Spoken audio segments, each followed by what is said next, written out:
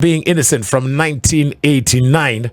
And 1989, add 10 years, that would be 1999. At the when we were soldiers, I tell you. Hey, our man Nairobi one wadika Yesu Chamongema. Hey. And I'll tell you, so backstory. There was, all right, I was living my best life. All right. We're hanging out in 2100 Jackson Street. Okay. And you know what? The birds were chirping and the dogs was barking. South Central Bogoya. And then, you know, so I used to be still am, I hope, one of the best cats when it comes to emceeing in this town. And then I met a gentleman, distinguished and or otherwise. All right, because those were the days we were hanging out at another radio station that has now moved to Village Market. So is it Village Market? I'm at Two Rivers. Two Rivers. Shh. Mm-hmm. There we go. No names mentioned here. None. Indeed. So then there's like, okay, you know what? There's this thing and there's Miss Kenya. Remember that one, bro? Yeah. And there's the franchise was being run by, that was when Doc was running the Dr. thing. John Namu. There we go. And then, you know what? But the troops on the ground, the people who are coordinating, because you know what? It's not this for the guy. That's how it's being run in this day and age. No, it was like it was county edition before there were counties. You see, I put that there, bruv. You did? Hey, it's very true. This was the guy who was handling one of the regions. I went to the region, met the cat, because we had, there was auditions going on, right, bro? Yes, the event was happening. Mm-hmm. Imagine if Tata Chapa to Total Recall. Then we Dimples became Entertainment. We became fast friends on day one. The rest, as they say, is his story. Speaking of his story, it is about that time. It's Thursday. It's after 5 in the p.m. And this is when we aspire to inspire. Everyone has got a journey, and that journey, like they say in Tanzania, when you climb that mountain called Kilimanjaro, ni pole pole. There are ups, there are downs, but ideally, you know what? The end result is that is your journey of life. Umefika juu, umeteremuka chini, lakini mwishowe, hiyo safari utaikamilisha. This is a guy who, when it comes to as I told you in the last hour, when it comes to the entertainment media industry in this country, he is a globetrotter and indeed a pathfinder in so many ways. All right. He's a guy who, you know, from globetrotting in terms of Kenya, UG, the good old United Kingdom. This is a guy who has been all the way from back in the day from BBC. He's one of the first cats that I know that went to BBC. These guys done stints for the likes of Al Jazeera. There was Eve magazine. That was the female version. He was one of the first people who threw his hat in for the male version. Remember Adam magazine? Okay. He's also one of the creative geniuses behind this country's first travel magazine for us, Sisi wa Kenya. Remember Twende magazine? He's done stints in the UK while he was there for Channel 4 News, Guardian Films, Comic Relief. You know that one where they basically raise funds in terms, that's at the end of, towards the end of the year, right? And then also Supersport, when Supersport were coming into this jurisdiction. He did a stint with them as well. BBC, PBS, I've mentioned for you Al Jazeera. And these days, when it comes to, he's a content guide, he's also a trainer, he's still an editor. And once in a while, he called me the other day when he got back from dealing with the Sebos and the Nyabos. He says, my brother from another mother, I'm back in town. I said, congratulations, success, bro. He said, let's have coffee. I said, you know what? I'm not interested in coffee. He said, no. Let's have coffee at my place. He's now, what are you called? They those are not cafe owners. What is it? A restaurateur. There we go. Mm-hmm. All right. It is called, and I love it, by the way. I love the name. But I'll tell you about that place first of all, but I need you to focus on this name. He is my brother from another mother. I haven't seen him since he got back, by the way. I give you the one, the only, on Transformational Thursday. Bwana Dixon Migiro. Welcome, Bwana. Thank you very much, Edward. That's quite the introduction. You deserve it, bruv. Thank you, bruv. So first of all, welcome back. Thank you. And, Kenya, it is what it is. Let's start, first of all, with a here and now. Uganda, that's where we've just come from. Yes, that was my last stint. I spent 2 years there. You've spent 2 years there, Baba. Yes. And I remember because you're barely in country, then the next thing you know, you are out here in UG. Yes. Obviously, the last thing we saw is M7, Jacom, and the boss. Mm-hmm. All right? Mm-hmm. Herding cows. Yes. And then reaching some sort of consensus. Yes. Before that, there was a lot of bile. There was. Was that political? It's across the board. It's political and it's across the board. Ugandans are strange people. First of all, there's a difference between living in a country and visiting it. I like that. That's true. So you as a Kenyan, if you go there for like a weekend Sharp. and party, it's great. Sharp.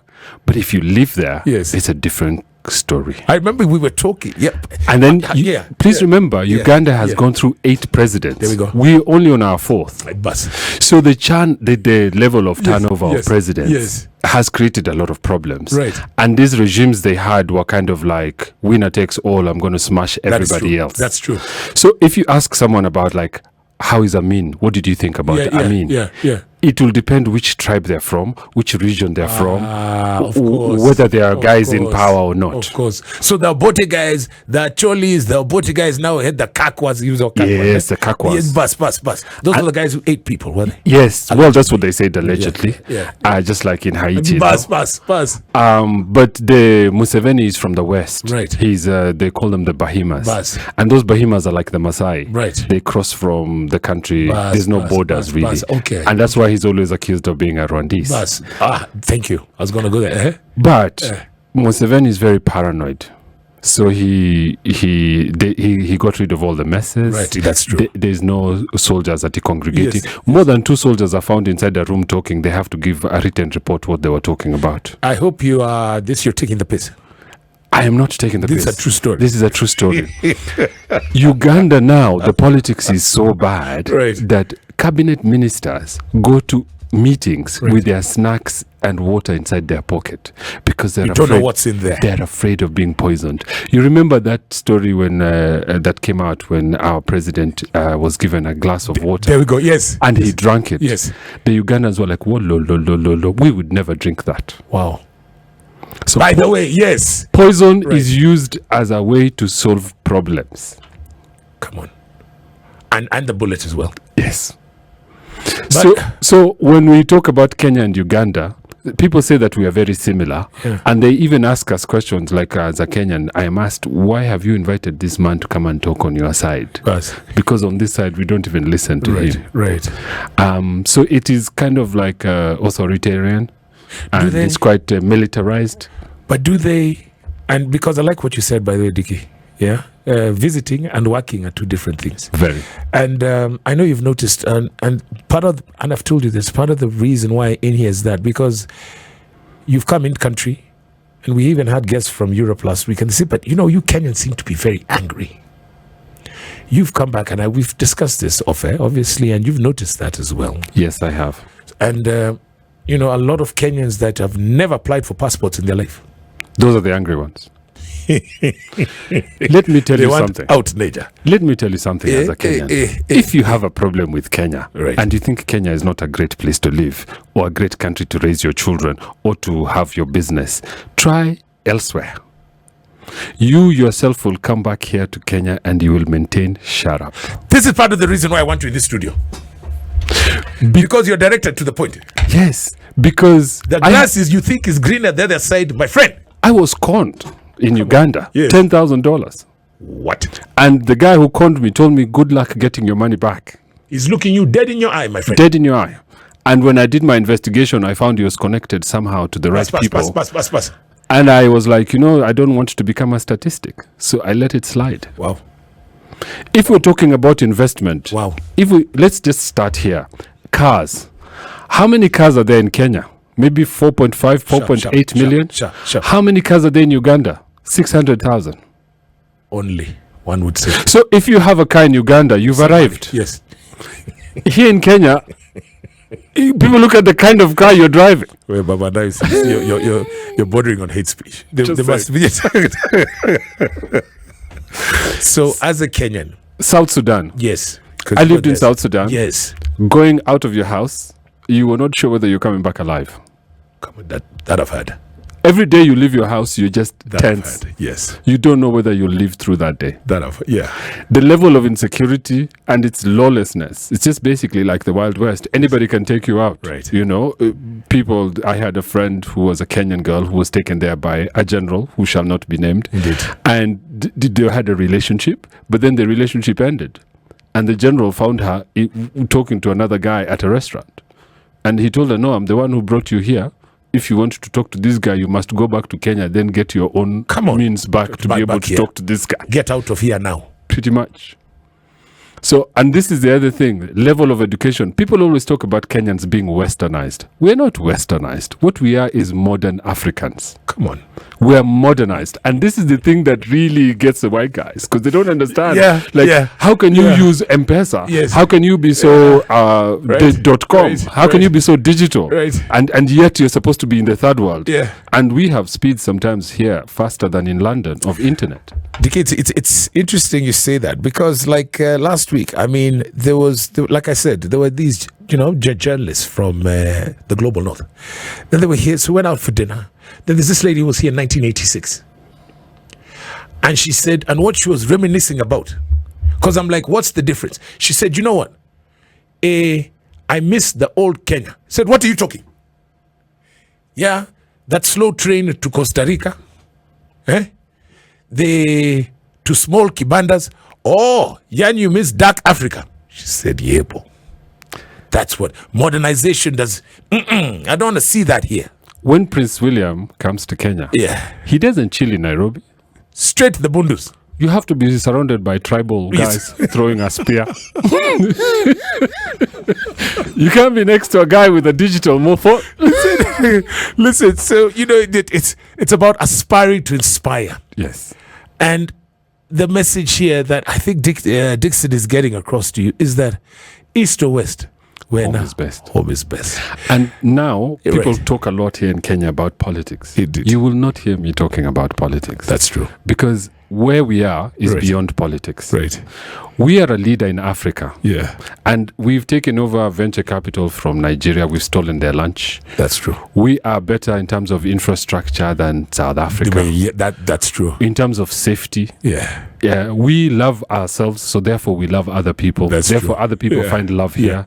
We have former ambassadors who came here. And they've gone back. It's over. Yeah. So when people are saying that, we need to go, the Kenyan passport is really going to be the price. That's true. As you've noticed now, Nigerians are coming here looking for the Kenyan passport. My brother.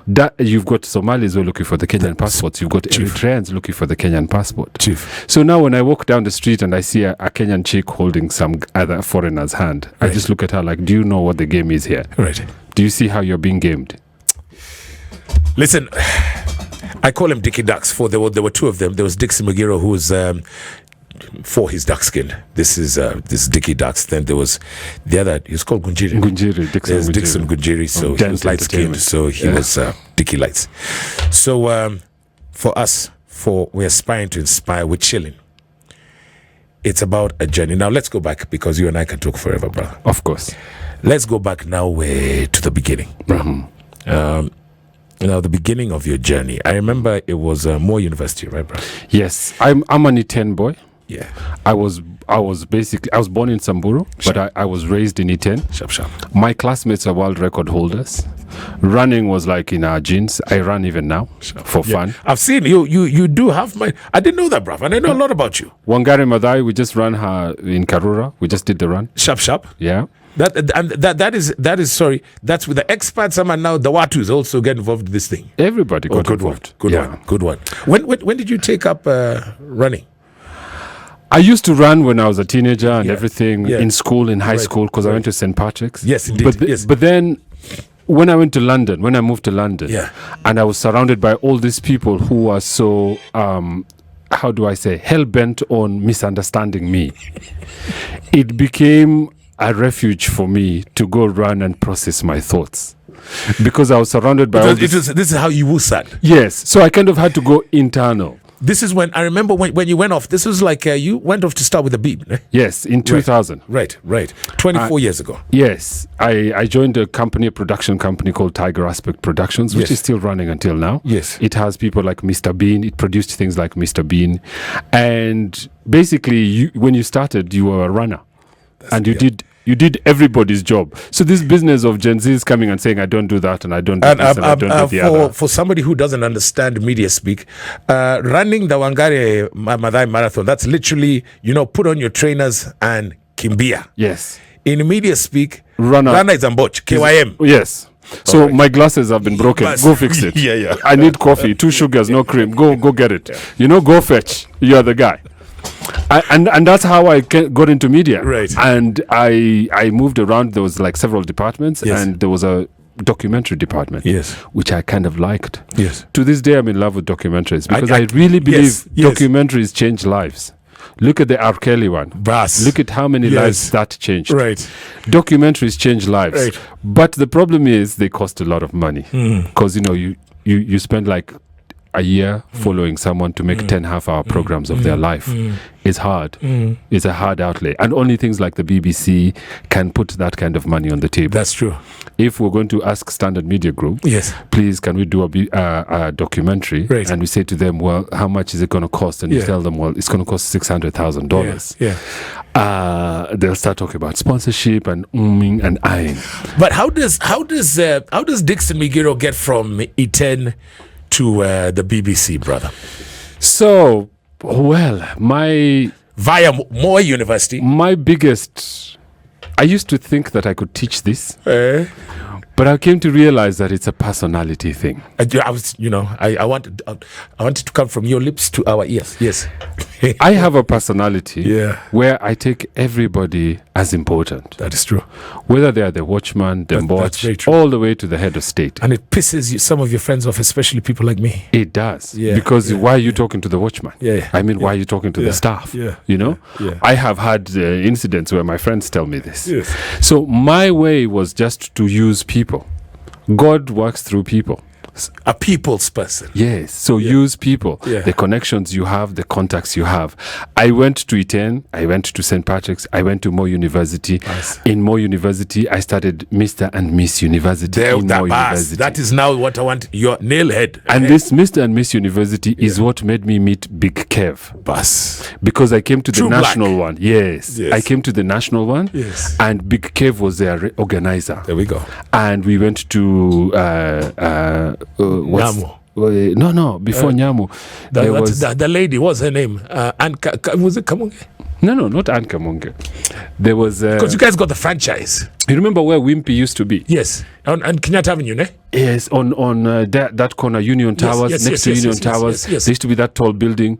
We came and went all the way to the top. Oh, yes, and that's where Kevin was. Okay. And the actual Mr. and Miss was held in Lyco Regency. And then it was called Grand Regency. Yes.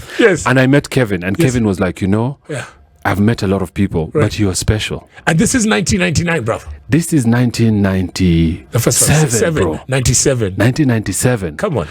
And so Big Kev was like, I'm looking for guys like you. Sharp. So that we can work together. Sharp. I was like, no problem. We'll work together. Even talking, you sound like a preacher. It's an inspirational story. I went back to my uni. Yes. And then when I had a holiday. You were still in Campo. I was still in Campo. I came to Nairobi. Yeah. I convinced my mom. Yes. I was like, please, mom, I need to go to Nairobi. Sharp. She's like, to do what? I'm going to stay with my sister. She's going to take care of me. And I came to Nairobi. Sharp. And I would spend all my time hanging out. This is during the holidays. During the holidays. Okay, good one. I would spend time with Big Ted, with Big Kev. We would go to that Railways church. Yes. Where Wahoo was a singer. She was saved. Right. And she used to lead praise and worship. I wish I knew this. And I knew I probably had forgotten, but she was here the other day over Valentine's. Sorry.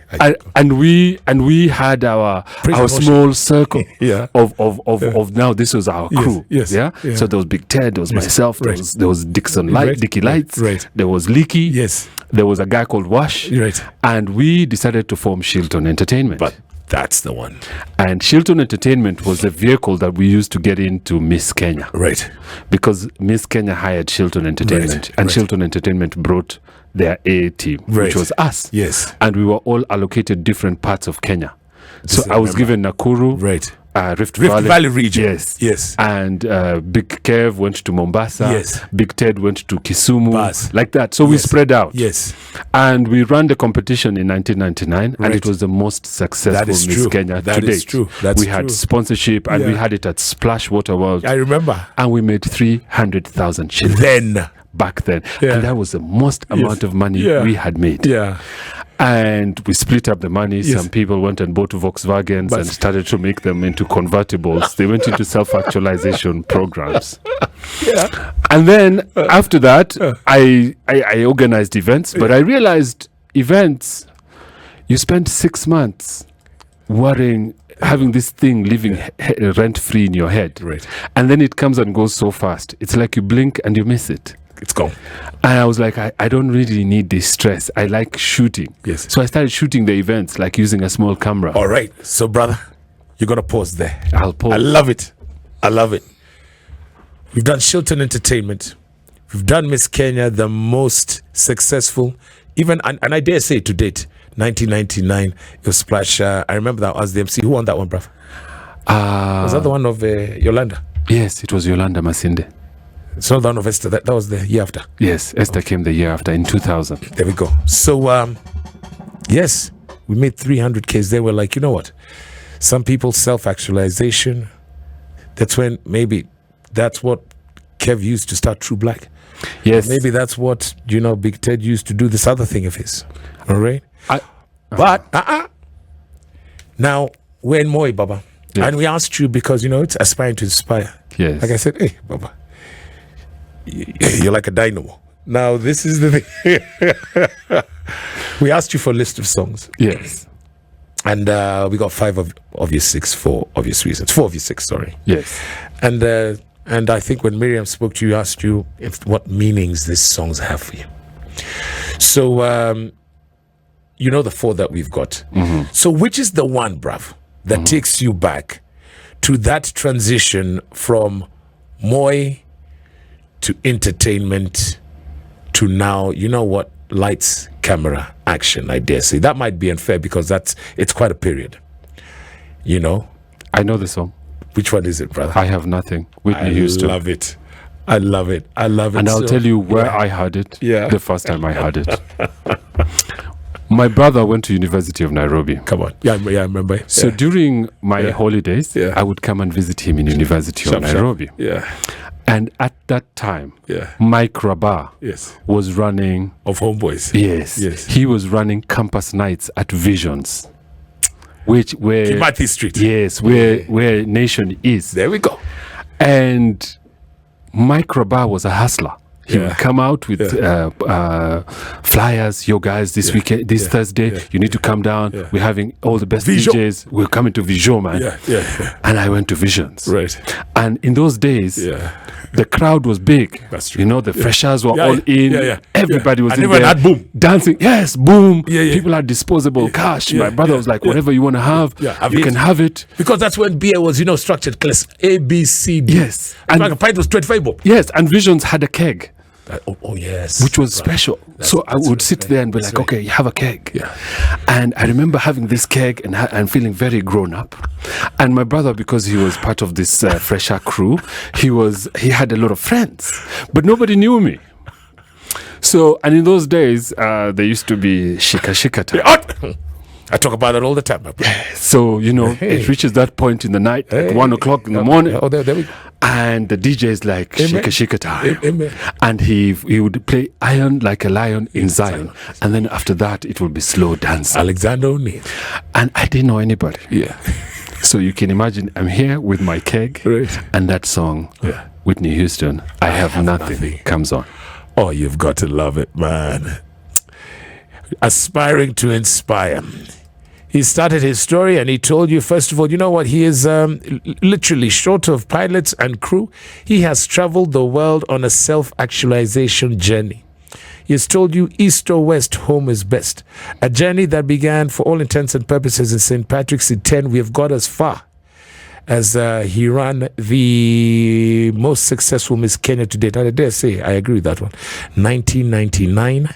And then it's all about self-actualization. And it's a word that a sentence he has used to me over the decades, several times.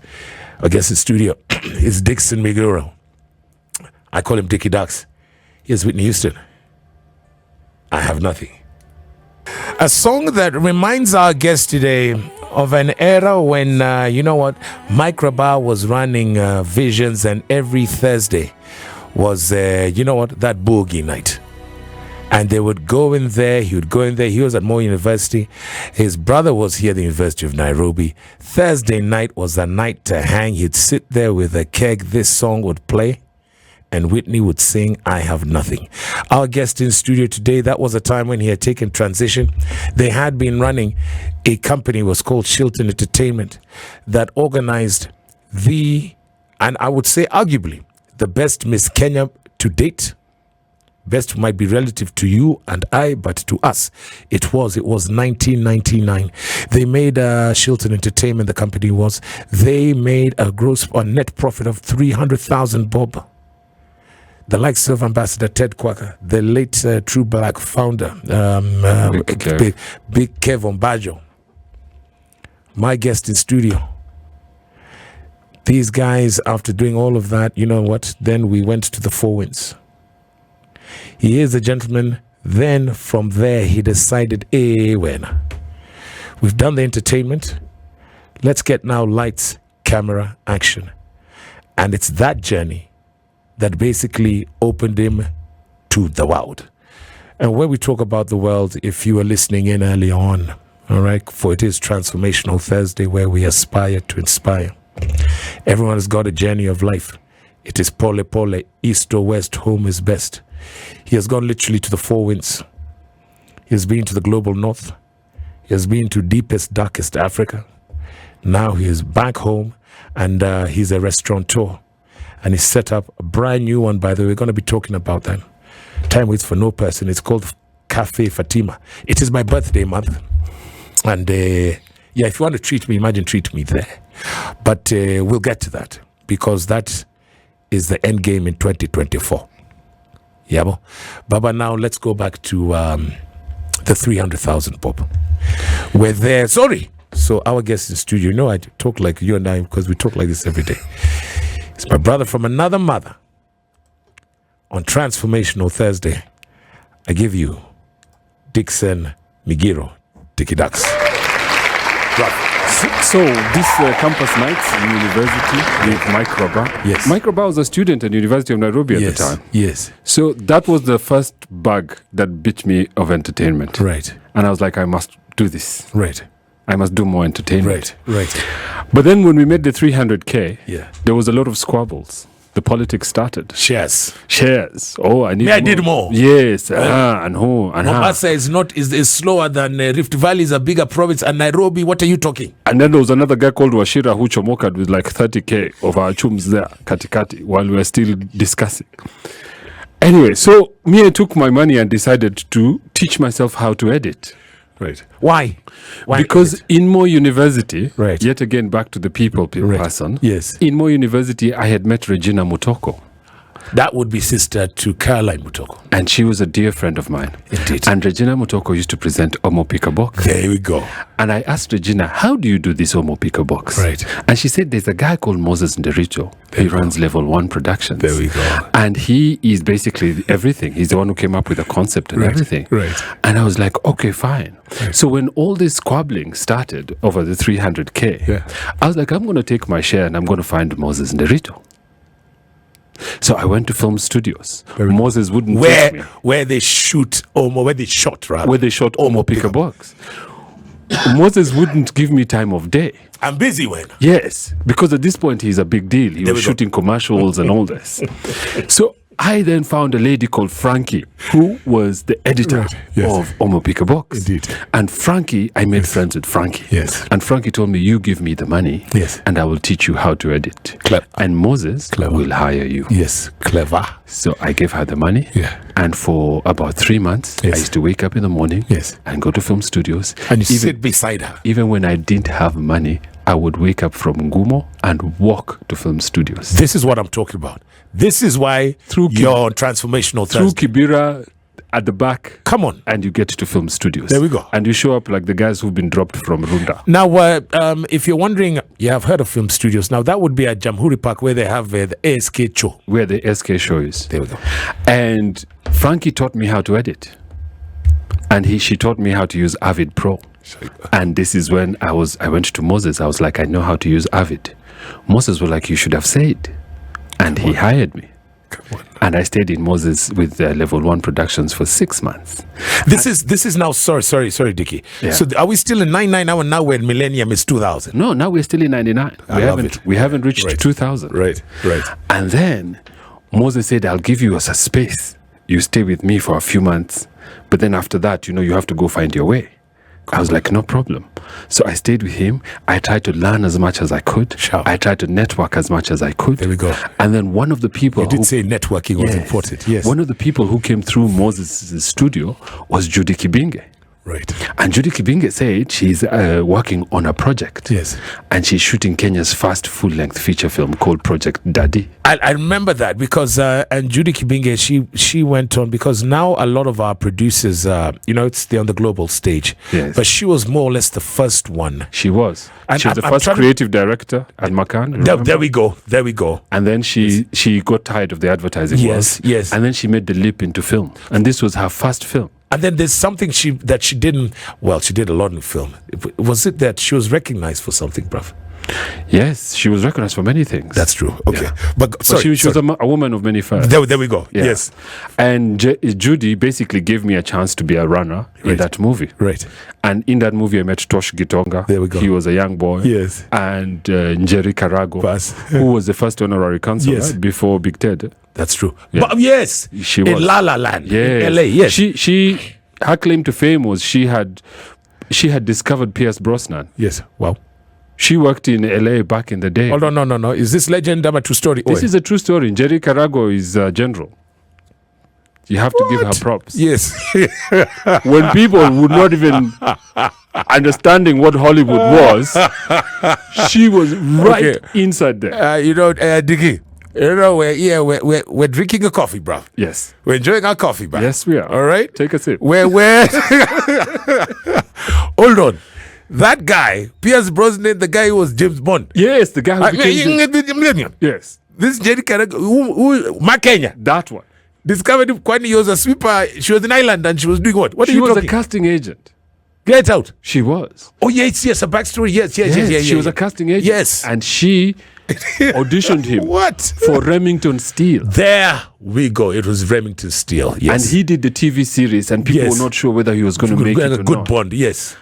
The Bond had not even started. Yes. He was just a TV guy. Yes, at this point. I remember Remington He was Steele. on the small screen. Yes. And when she got him into the small screen and he did Remington Steele, people were like, this guy's got potential. But there we go. And then he started getting more jobs. Yes, more, yeah. Thomas Cross Affair. Yeah. And then eventually he became a Bond. Oof. So back to Nairobi. Yes. Judy starts this project, Daddy. Yes. I go running on it. Right. And then I'm shown so much Madarao on that set. Because you're for lack of you're greenhorn. Because you're a nigger. You're a greenhorn. Nobody knows you. But nobody knows you. And it's a very inbred industry. It is. Yeah. It's very incestuous. That one. Nobody knows who your father is. Nobody knows who you are. Yes. And you're there trying to say, I can be a producer. Yeah. And they were just laughing at you. Yeah. So I looked at these people and this gave me a kind of anger. And I used that anger as fuel. I love this. Because I was so angry about how these people were treating me. I was like, do you know who I am? I must show you. Come on.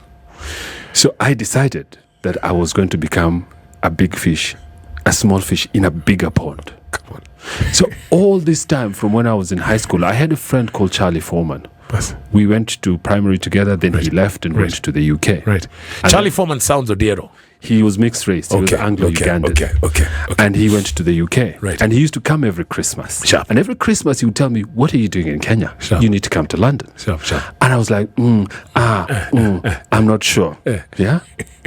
As fate would have it, I met an English girl at a function at Carnival. Yes.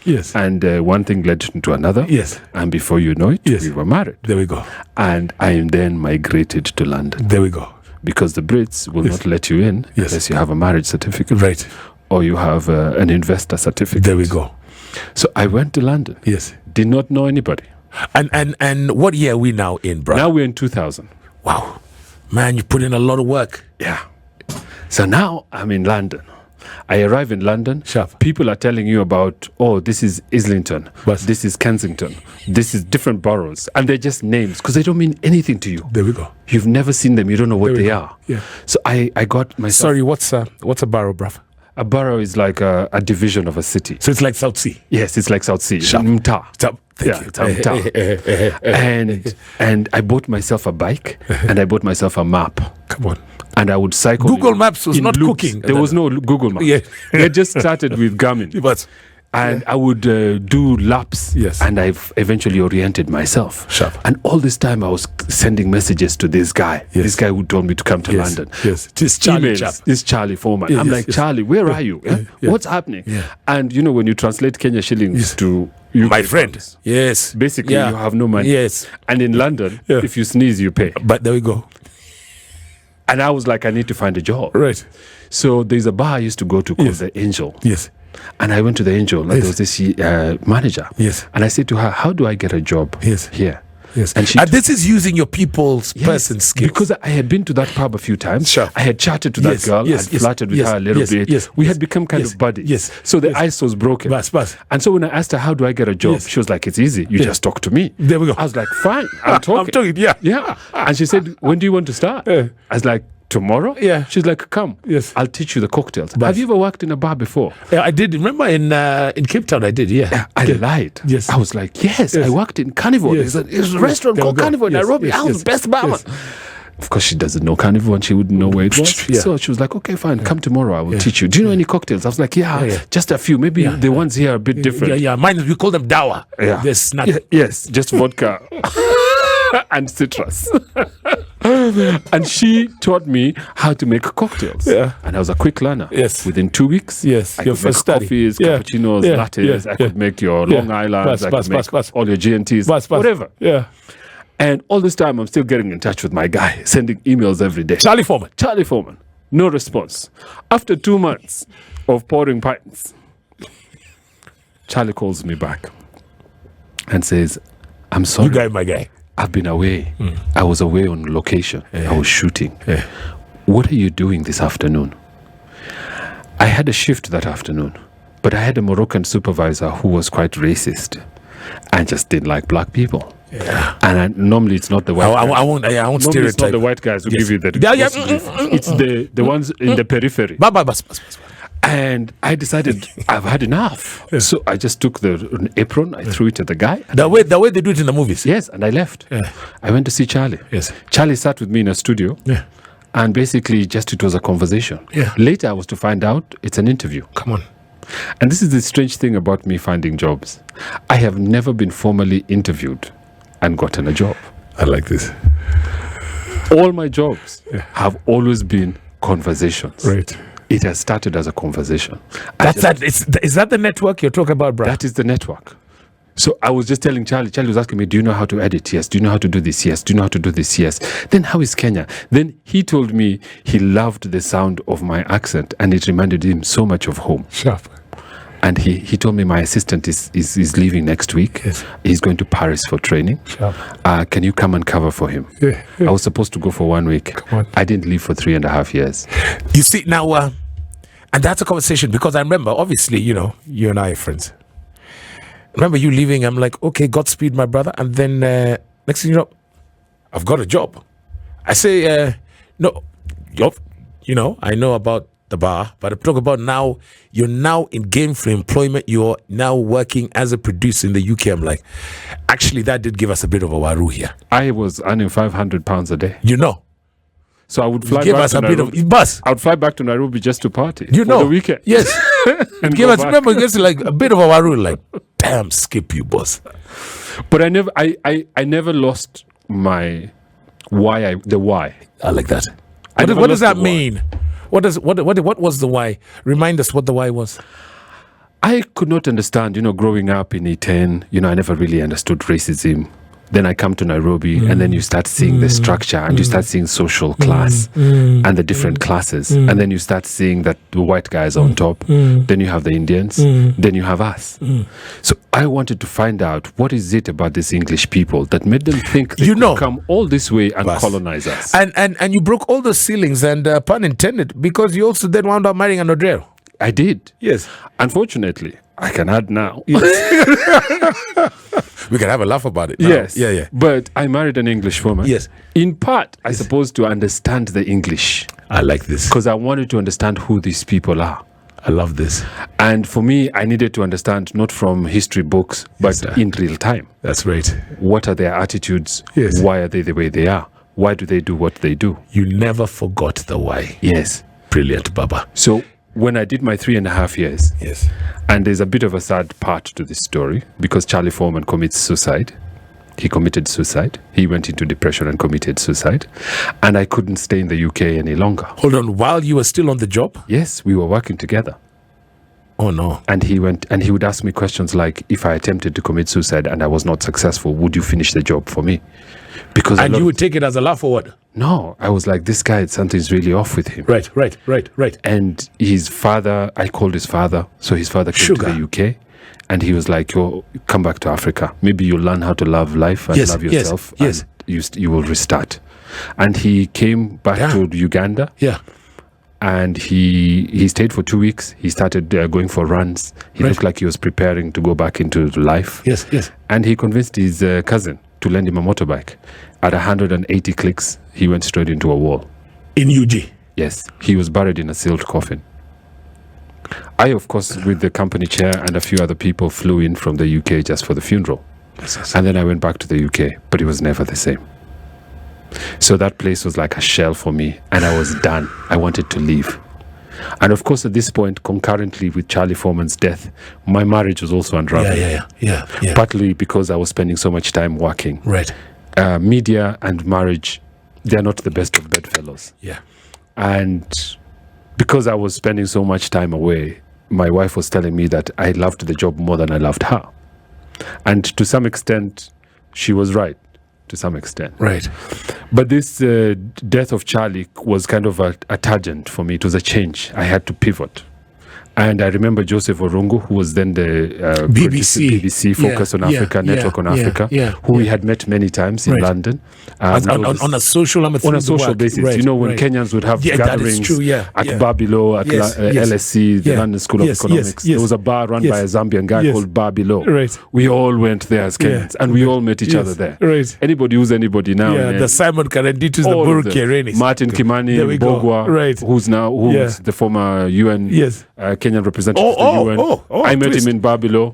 I met Binyavanga Wainaina in Babilo. I met Pasalelo Kanta in Babilo. I met Angela in Babilo. Babilo is like a melting pot. Right. And Joseph Orungu heard about what happened. And he told me, please do not go back to Kenya before you work for Network. Come on. And Focus. So I then resigned my job. I told the company chair I could not longer work there. He was very graceful. He told me, please, if you want a recommendation, I will call any of my friends to give you a job. I said, no, I'm going to go into radio for a while. So I went into radio. And that is the right time to pause, brother. Wow. He never forgot the why. But then Charlie leaves, comes to Africa, and then he goes. So it's not the same for Dixon. He wants to, goes back to the UK after 3.5 years. He wants to literally get on his bike, pun intended, and come back to Kenya. And we know Joseph Wariange, BBC Focus on Africa. He meets Dixon at a social. They used to socialize. The network became his net worth. We're going to go into the news, bruv. But then after that, we're going to go into another song. So very quickly, Dickie, for You've Got a Story. Of the 3 songs that are left, there's Ayub, there's Percy, and there's Tony. Which one are you going to play and why? I will play Ayub. I like this one. Kothbiro. Yes. It's self-explanatory, but for those who don't know, yeah. Ayub was a great man. Yes. And he was one of Kenya's best talents. Yes. And that song, yes, when Constant Gardner came out, that's what made the song famous. Thank you. Transformational Thursday, Dixon Magiro, after the news. Next. Spice. Memories not made of this. And as our guest today has said, you know what? He was one of not only Kenya's, but Africa's inspirational and best talents from the soundtrack of the movie The Constant Garden of 2005, I believe, Papa. Yes. That is Ayub Ogada with Kothbiro. Love it. 2005, I'm deep inside London. There we go. Make Poverty History has started. Tony Blair is in charge. Yes. And everybody was very optimistic about Africa. And this is when the Binyavanga Wainainas of this world start telling us, we need to go back home and produce. Kibaki is turning around Kenya. Yes. And we're in term 1 of the Bucks. Yes. Yes, we are. Yeah. John Gidongo has still not fled. There we go. And written the report.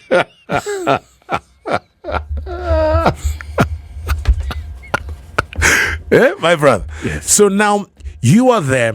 The London School of Economics, the bar downstairs. Bar below. The bar below. Yes. The Kenyans who are now basically doing things in the UK. Yes. And most importantly, London. Mm-hmm. We congregate. Yes. Your network is your net worth. And you know what? You have not lost the reason why. Yes. You've had a 3.5-year stint in production. It's movie, documentaries, but then the guy who got you there, Charlie, he's gone. And you know what? Your wife has said, in fact, good riddance. You love your job more than you love me. I'm so happy. Well, let me not say that. He's gone. Now focus on us. But things are unraveling at the seams. They are. Then you meet Joseph Aringe. Joseph Orungu invites me to go to BBC Focus on Africa. And he tells me I will not pay you as much as television will. Come on. But I will introduce you to the continent. There we go. Say that one more time. I will not pay you as much as the BBC will, but I will introduce you to the continent. That will be the continent of Africa or Europe, brother? Continent of Africa. I love it.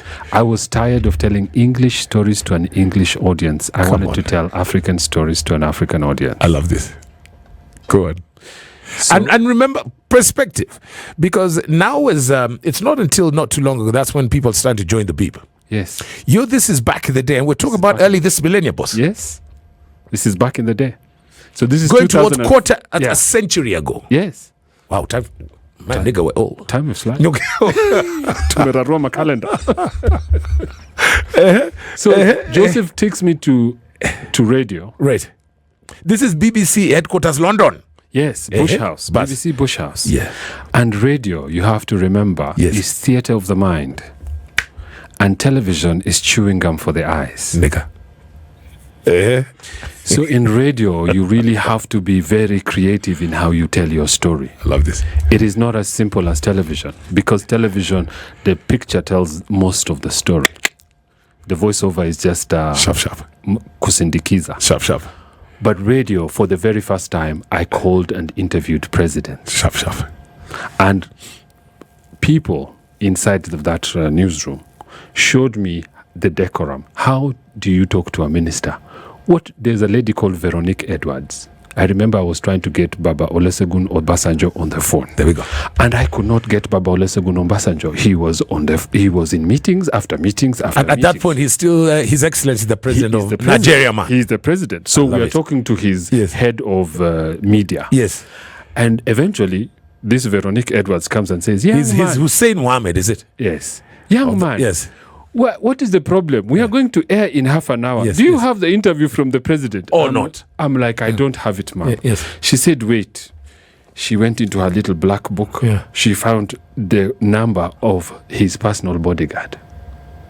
Wow. She called the personal bodyguard in front of me. Yeah. And she spoke in pidgin. Yes. And she's like, make we go on air now without his interview? It's okay. If he does not want, it's okay. We are going on air anyway. And she hung up. Within 3 minutes, the president was on the line.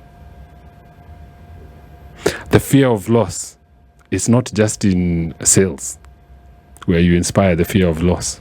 It's also in media, where you tell people, we will go on, we will air the program without your voice. The choice is yours. Hey, Dixon. Amen. Amen. And I tip my hat, brother. Amen. Boss.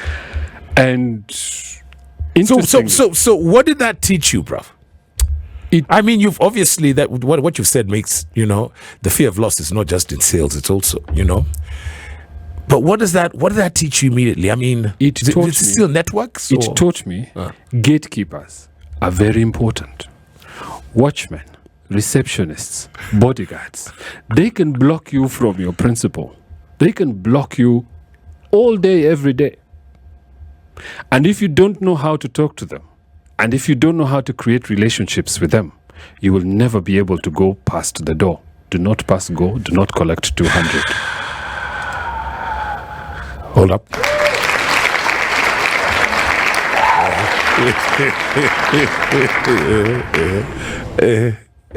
So gatekeepers are very important. And from then on, every gatekeeper I have met, I have always brought on site on our first encounter. I do not wait. Is this why you are the way you are? I mean, I know he will talk to anyone. Yes. And everyone. Yes. And as much as we say, time is money, he's like, no, me, I'll make time. Radio was brilliant. I loved it. Yeah, man. We could talk forever. Okay, yeah. Especially making documentaries, radio documentaries. Right. I loved that. But then, so hold on. So yes. Clearly you're based at BBC headquarters, Bush House in London. Yes. So and Gidongo goes. Yes. Now he flies. Right. He flees Kenya. I remember. Yes. His life is in danger. Yes. Comes to the UK. Yeah. And then I have to interview him. Right. And then about 2 weeks later, Uhuru comes. Yes. As the head of the Parliamentary Accounts Committee. Yes. And he comes. Was he Ministry of Finance there? He was Ministry of Finance. He was Deputy Prime Minister. Yes. He was well on the track. Yes. To becoming president. Yes. And he was sent by Kibaki. To come and quell. Yes. And Gidongo's noise. Yes, Gidongo's noise. Yes. And I had to chaperone him through Bush House. Yes. And I took him through about 6 or 7 interviews. Right. And I learned that man was brilliant. Yeah. Retired fourth. He had an ability to hold the story in his head. That's true. And repeat the story again and again and again. And when we finished, I asked him, how do you do this? Yes. And he told me, I am not here to answer any questions that the BBC is here to ask. I have a script. And I'm just following my script. And he delivered. Right. To a T. And I also saw firsthand security training. Right. Because he came in, and we are normally asked to give beverage to our guests. He never drank a single thing in the BBC. Right. Not a drop of water, nothing. He just came. Our brother would be coming with his He talked and he left. But juice, we'll drink outside. Outside. Okay, listen, bro. Yeah. Oh man, I love today's guest. But we could talk forever. But time waits for no person. Listen, so you are telling African stories to Africans from Bush House. Yes. Clearly, you're also traveling the continent. And it's your network. Yes. You're taught about now. Don't respect gatekeepers. Must respect. I love these lessons. So let's finish at the Beeb. Then we come back to Africa. Now give us timelines. So the Beeb, this is 2005. We've got to do a podcast. Let's let me just say this now. Like, that's out there. Sharp. Yeah. So 2005, we're getting now to 2006. Right. And in 2006, a strange thing happened. Sani Abacha decided to basically leave Nigeria with about half of the foreign reserve. Yes. And he lands in London. We know this because we talked to the people at the airport who packed the stuff, and then it went in a private jet to London. He lands at Heathrow. From Heathrow, it was driven in armored cars all the way to the city of London. Come on. And we are Africans in the Bush House covering this story. Now, for the uninitiated, the City of London is the financial district of London, which is different from London. Yes, the City of London is special. Yes. The City of London is a city-state within a state. Thank you. The City of London is not in the UK. Yes. It's also not in the European Union. There we go. But we were about to be schooled. Yes. Because when we followed this Sani Abacha story, we were then told by the management of BBC that a legal guider was coming to give us guidance. Come on. You're told that the BBC is free and fair and you can do whatever you want. But here we are being given guidance. And this lawyer, when we Googled him and researched him, we found he worked for HSBC. Come on. And he comes there and basically explains to us, we cannot go on air and say that Sani Abacha has come with money to London because the money is technically not in London. There we go. It's in City of London, which is not in London. Yes. And therefore, we cannot say on air that Abacha stole billions and it's in London. There we go. So we just were told that story had to die. Right. And for the very first time, I realized there is no free media. It's just interests. And that was the beginning of the end of my journey in London. I love this. My lessons were complete. I understood where I was. I understood who the British were. I understood the instruments that they used to control us. There we go. And I understood that I had to come home and become the change that I wanted to see. Are you listening? You who is, scampering, stampeding to get to Nyayo House. Kindiki has a problem.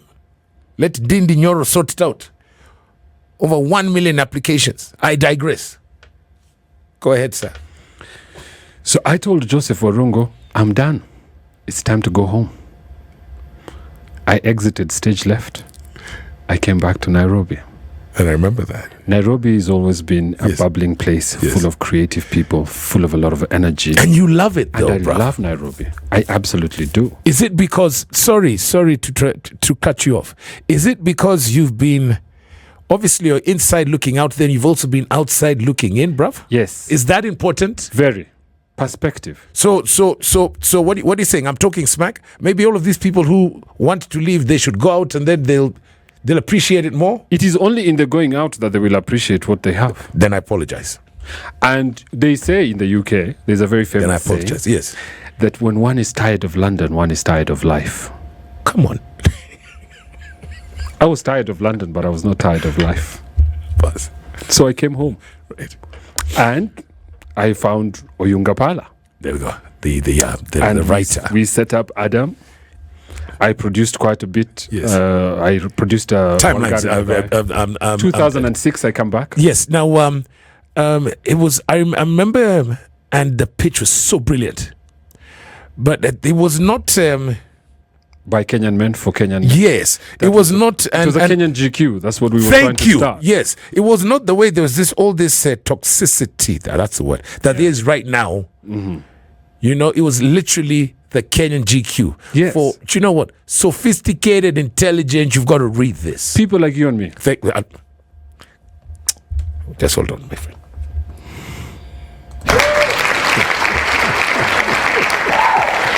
This is 2006. Yes. So we set up Adam. Yes. And then we realized that we are beholden to South Africans. Yes. That's the bit I was trying to kumbuka. Yeah. And then we have the credit crunch. 2009 came about. And then the South Africans pulled the plug. Right. That's how Adam died. And it went down with this, because a lot of magazines used to come out of South Africa as well. I'm trying to remember them. No, Baba. there's a well-tried and tested South African model. Yes. They come here with a new product. Right. They shout from the top of every roof. Sharp, sharp. They take billboards left, right, and center. Because they tell you, oh, this is going to be the best. Everything, this is the best. Here we go. And then 4 years later, they pack up everything and they leave. Foot's like when? They've done this in retail. Right. They've done this in media. They've done this. You've seen this. There This is a South African MO. Yes. There was once we actually had a meeting with South Africans where we said South Africans cannot dance to East African music. Come on. We are on very different tracks. Yes. And their idea of Africa is very different from our idea of Africa. That's so true. And please remember this. Yes. In South Africa, the South Africans, the black South Africans, hate themselves. And therefore they hate everybody else. You, especially you people from Africa. Yes. I went to a Big Brother house. Yes. To give you an example. Yes. I was invited by Mnet. Yes. And we went to like a really fancy restaurant called Moyo. Yes. And at this fancy restaurant in Sandton called Moyo. Yes. I decided to have a cigarette. In those days, I used to smoke. Yes. And I went around a fire. I saw a fire with these chefs standing around the fire. Yes. And I went there and I was like, guys, can I share a cigarette with you guys? Yes. And the guy just turned around to me, hostile. And he asked me, does my government know you're here? Hey! Wena. And I had to produce my passport and show it to him.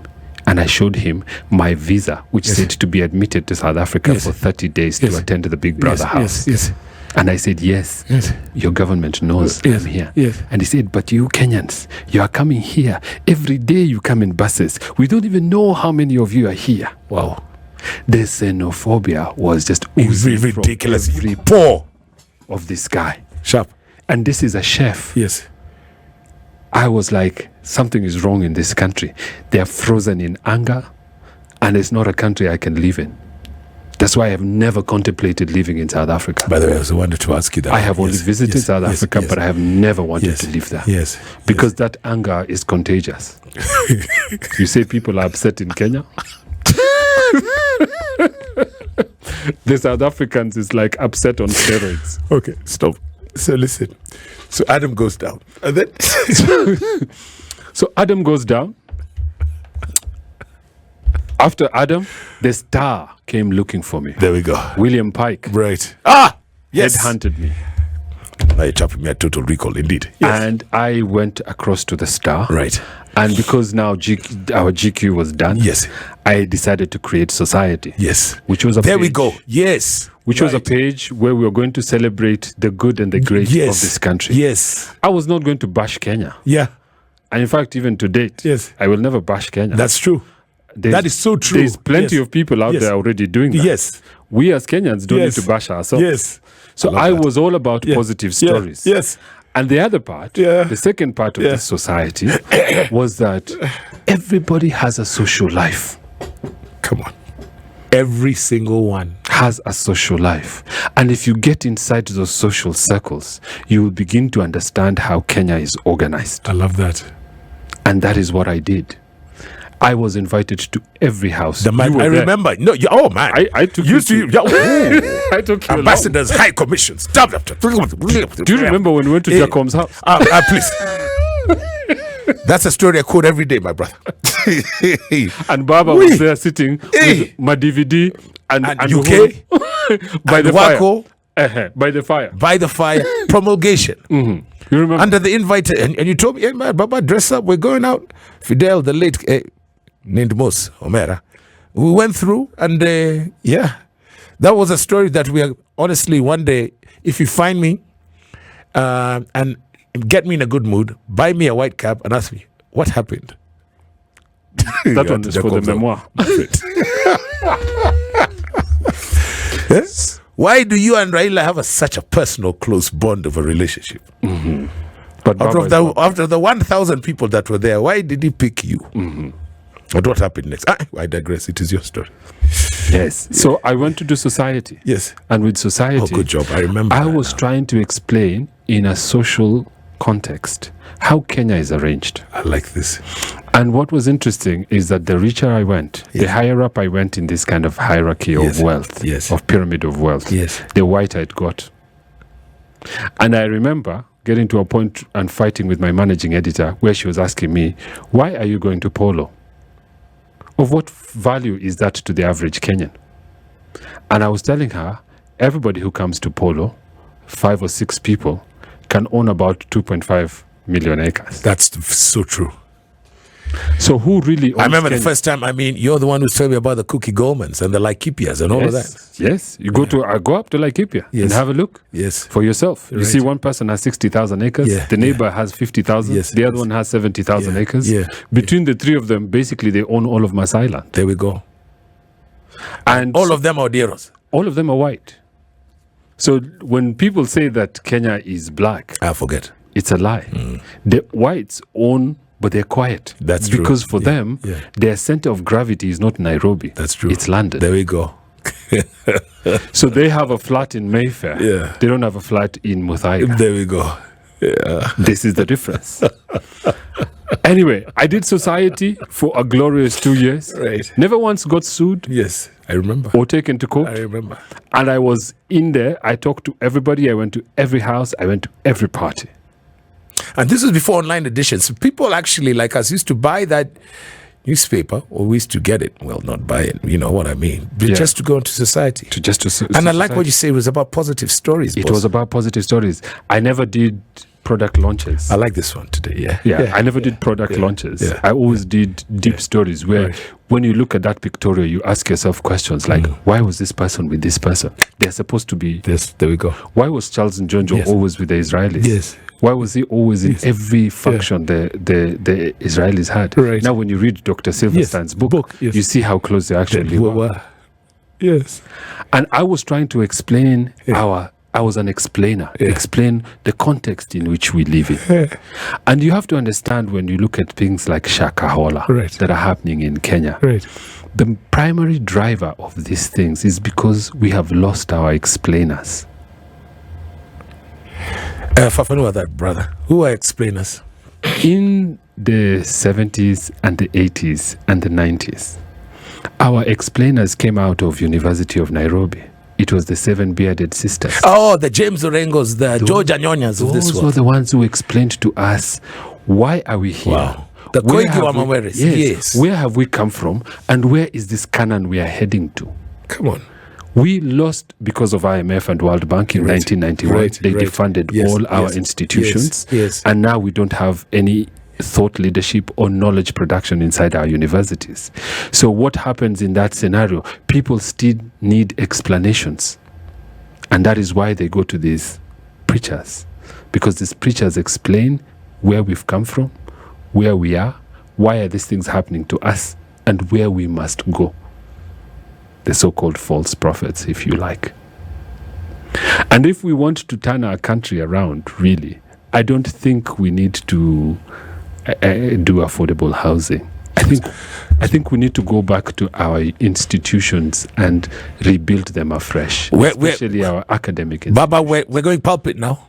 We're going pulpit. We're starting to preach. Okay. Dial it down. Let's go back. We lost our explainers. I love this. Yes. But then now here, society, it needs them.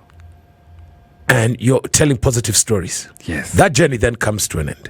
That journey comes to an end because I had asked for a pay rise and I had received a pay rise. And we had a deal with Pike that he was supposed to double my salary after 6 months. Yes.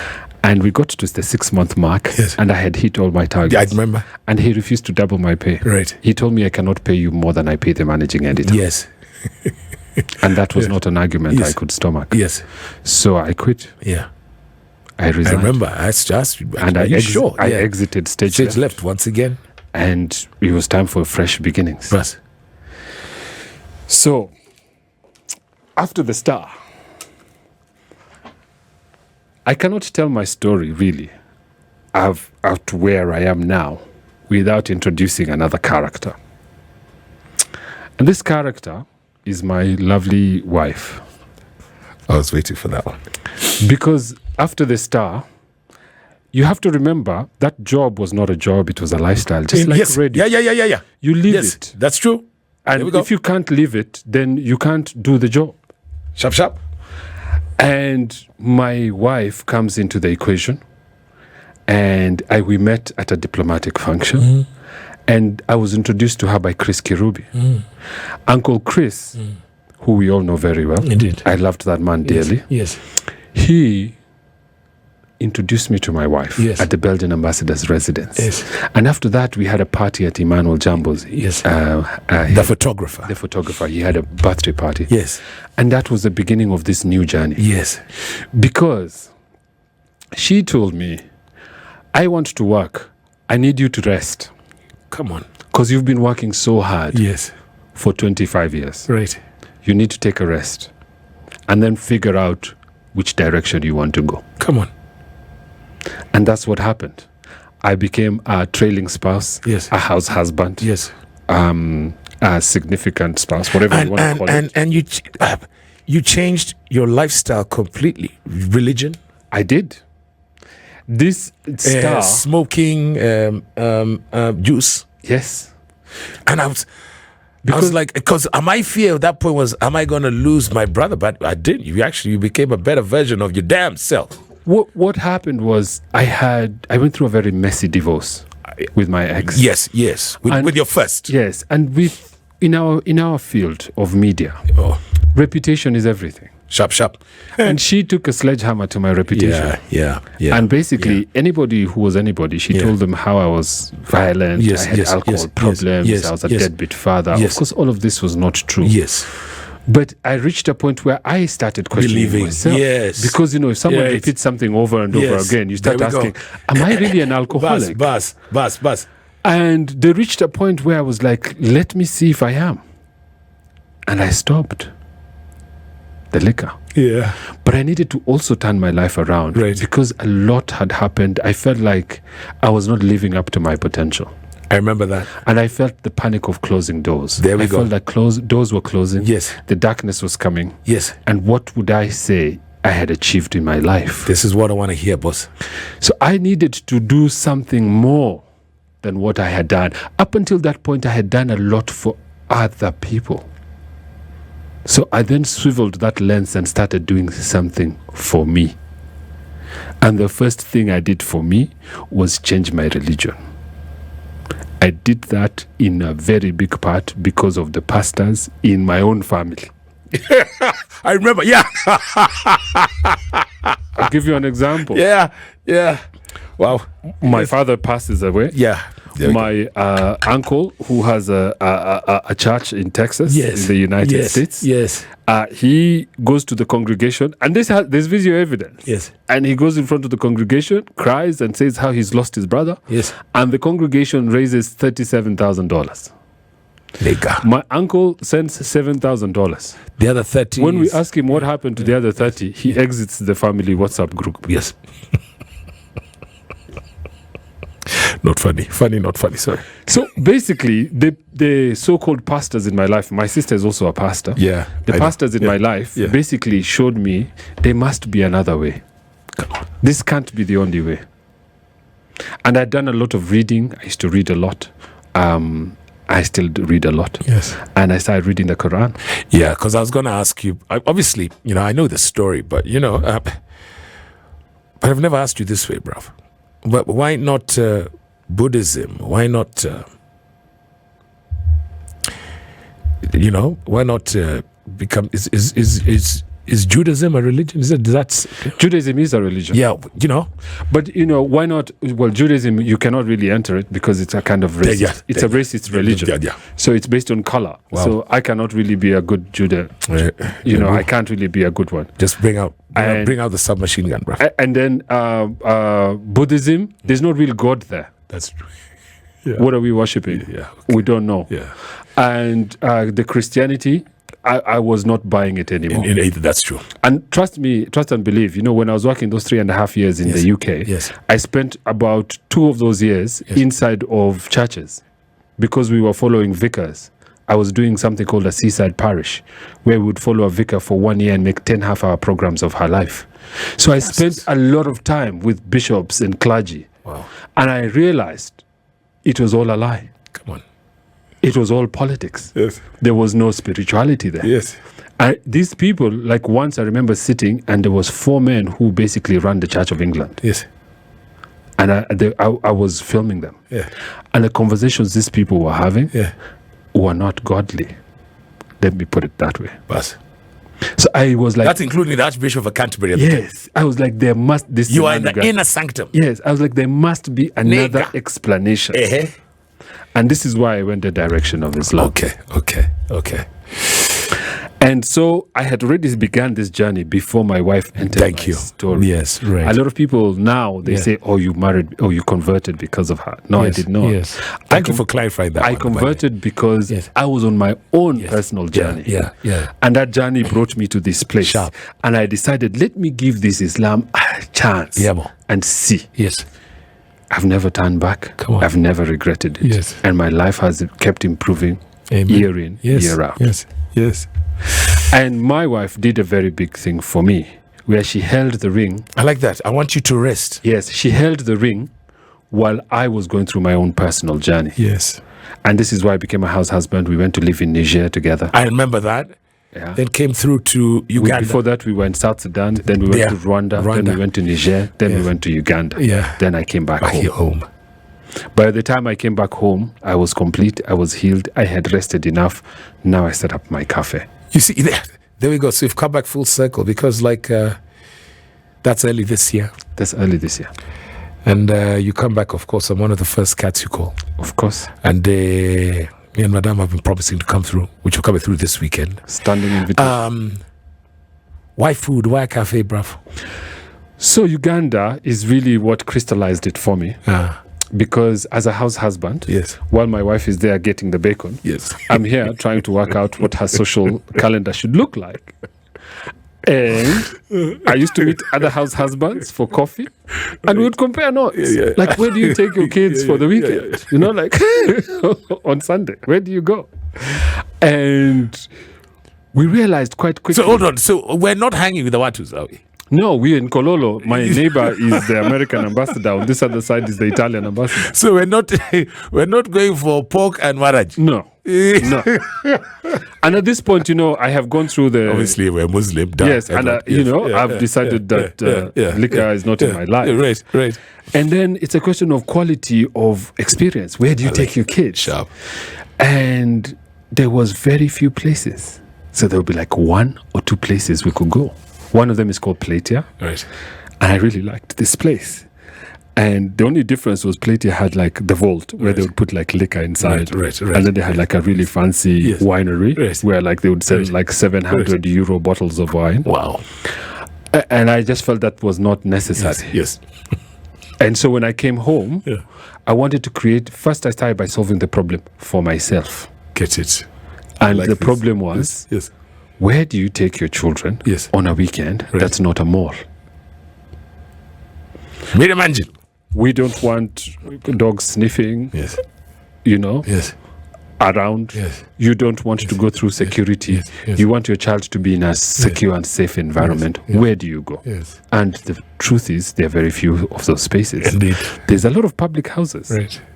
And I love Lavington. I have an affinity for Lavington because of I kind of grew up there. I used to come to Lavington from when I was young. Right. So Lavington has always been this place I always thought I would end up doing a business or owning property. It resonates with you, brother. It does. So I was looking for like 3 months for a venue. Yes. And I couldn't find the venue. Right. People giving me ridiculous suggestions. Yes. Oh, I'll give you a house that's standalone, but you pay me 700K. Stop it. Okay. So I was like, I need to find this place. And one day I went to the mosque, and as I was leaving the mosque, I found a guy for sailors. Yes. Sailor's the one that used to be in Hurlingham. In Hurlingham. Yeah. And I had a whoa. As in, sorry, he's a Muslim brother. You met him on the way. He was reopening Sailor. Oh, okay. And I just happened to walk past, and I was like, Sailor's in Hurlingham? Yes. It's reopened, but now it's a restaurant. Apologies. And I went in and I had a chat with him. I was like, is your place for rent? And he was like, no, we are reopening it as a restaurant. And he's like, I remember you from back in the day. You used to party a lot. I'm like, are you still partying? I'm like, no. And he's like, so what are you up to? I'm like, in fact, I'm looking for a place for my business. And he told me, well, let me give you some advice. When you're looking for something so hard, you never find it. And he told me, think about a woman or a wife. When you look so hard for that woman, you never find her. But when you relax and chill, she comes herself and says hello. And so I stopped looking and I relaxed. And sure enough, I got a call from the landlady where I am now. Right. And she asked me, your wife said that you're looking for a property. Are you still looking? And I said, yes. She's like, well, someone was supposed to take this property, but the deal fell through. Do you want to come? And that was it. And it's that prime location that you've always wanted. It's in the Lamington with Ngari Elia Code. Where is it, brother? It's in Kabarsiran Avenue. It's quiet. It's tranquil. Let's try that one more time. Okay, obviously, you can now Google. Yes. Cafe Fatima. Thank you. You can Google. Which is, so if I would use the landmark, I'd say Montessori Strathmore. So Mutangari Police Station would be the landmark. Okay, that one, sorry. And then the back would be the back of Mutangari Police Station is Kabarsiran. Bus. And we're in the same compound as Bell and Bo. Yes. Because Bell and Bo is a salon for kids. Right. So we wanted to create a child-centric space where the children have right of way. The children are served first. Right. The children's considerations are taken care of first. Right. Unlike a lot of these public houses where the children are considered last. The menu has like 300 items and then right at the end you have like 2 items for the kids. Right.